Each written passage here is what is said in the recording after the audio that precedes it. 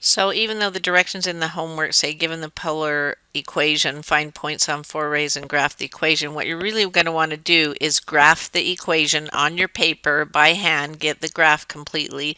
Then it'll be easy to answer the 4 rays, and it will also be easy to pick which graph in the multiple choice is the correct graph.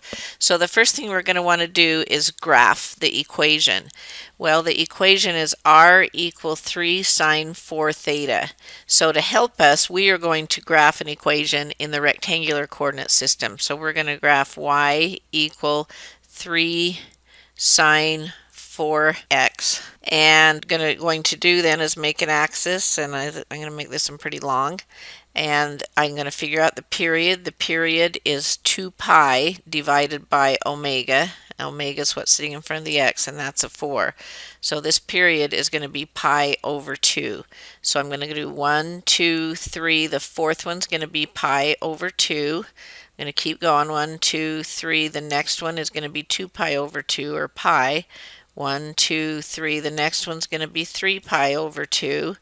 And then 1, 2, 3. This last one is going to be 4 pi over 2, or 2 pi.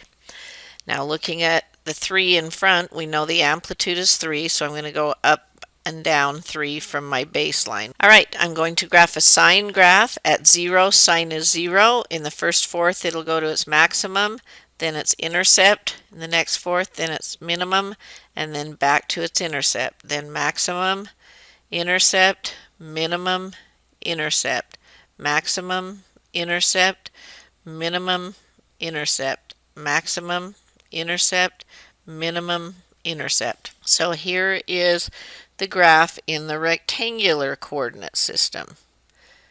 Now we want to figure out what it would look like in polar, because it wasn't x and y, it was r and theta. So what I'm going to do is I'm going to first look at this and see at 0, it's 0. So in the polar, at 0, we're 0. So when the angle is 0, the radius is 0. So that includes the pole. Then I see, let's get some labels on these. Half of pi halves would be pi fourths, and half of that would be pi eighths. So let's go ahead and put some more labels that'll help us. Between pi halves and pi, this one's going to be 3 pi fourths, this intercept. And this next intercept's going to be 5 pi fourths. And the next one's going to be 7 pi fourths. That's right here at this intercept. And so these other tick marks where it's at its max and its min are going to be multiples of pi eighths. The first one's pi eighths, and then the minimum is at 3 pi eighths, and the next maximum is at 5 pi eighths, and so forth. All right, so what I'm going to do is I'm going to look between 0, go into a maximum at pi eighths, and then back to 0 by the time it gets to pi fourths. So I need to figure out where pi eighths is, and I'm going to look, here is 0, and here is pi fourths. So pi eighths is the one that's halfway between those. And so I need to count out 3. 1, 2, 3, and that will be a point on the graph. Now as it gets to pi eighths, it's the angle's going from 0 to pi eighths, and the r is increasing to 3. So I start at the pole, I increase till I get to 3, and then I can see that I decrease back to pi fourths. So by the time I get to pi fourths, I need to be back at the pole.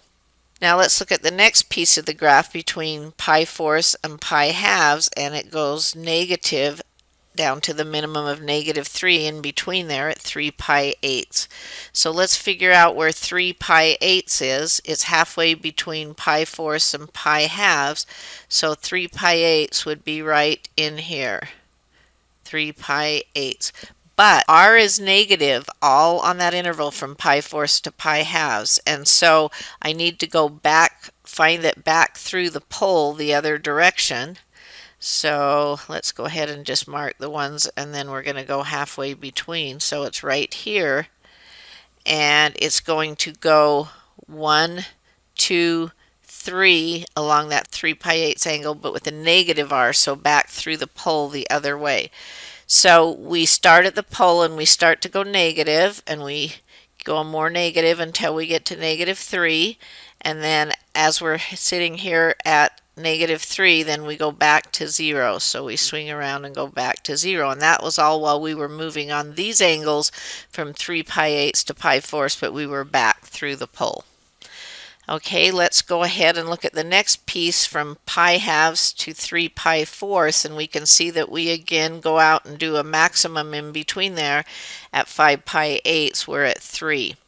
So let's mark our next angle. Here's 3π4, and we need halfway between there. There's our 5π8, and at that point we are out 1, 2, 3.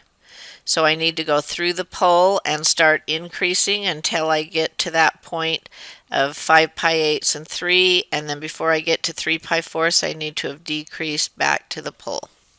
So you can see what we are drawing here. We are drawing these leaves of this rose. We're going to continue and get the whole thing graphed. So this next piece right here will be between 3π4 and pi. And again, we're back through the pole with negative r's. So we've got, here's 3π4 and here's pi. Halfway between them would be right here, but we need to go over and find that place through the pole because we have the negative r's, so we need halfway between over here. And we know that that value, we're going to be out 1, 2, 3. So we were at the pole, and we need to go through the pole in the negative direction until that's a little bit light. Let me get a darker. We're going to go through the pole in the negative direction till we get to -3 when we're at that 7π8, and then we are going to decrease and go back to the pole. I guess we're actually increasing because it was a negative angle.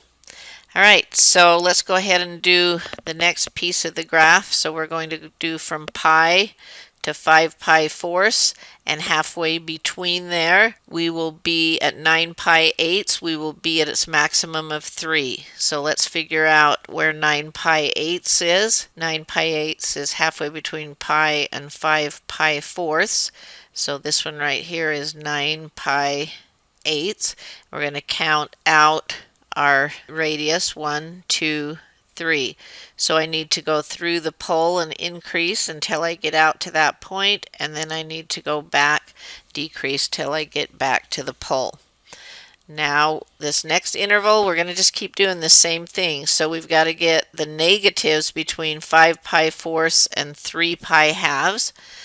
So here's 5π4, 3π12. The negative of that is going to be up along this line that was 3π8. And so we're going to count 1, 2, 3 in that direction. We're going to go through the pole up to that maximum, then decrease back to the pole. Alright, let's continue. The next piece from 3π12 to 7π4. We actually don't have it drawn on here, but the halfway mark between those would be right here. And while we do that, we need to go out to the maximum there, which is radius of 3. So we go through the pole and we increase till we get to 3, and then we decrease till we get back to the pole before we get to 7π4. We're almost done. We got one more that quarter cycle. So that would be this last piece right here between 7π4 and 2 pi. So we find that angle right here between, but we have to go back through the pole, 1, 2, 3. And so I start at the pole and I go decrease down to -3 and then increase back to the pole. So we graphed an 8-leaf rose. So the next thing you want to do, you can then find the matching graph, but we want to also fill out this little table. And we can do that by looking at our values that we got when we graphed this in the XY coordinate system, because at 0, we see we're at 0. At 1/4 pi, which is pi/4, we're right here. We're back at 0. At 1/2 pi, which is pi/2, we're again back at 0. And at 3π4, right here, we're again back at 0.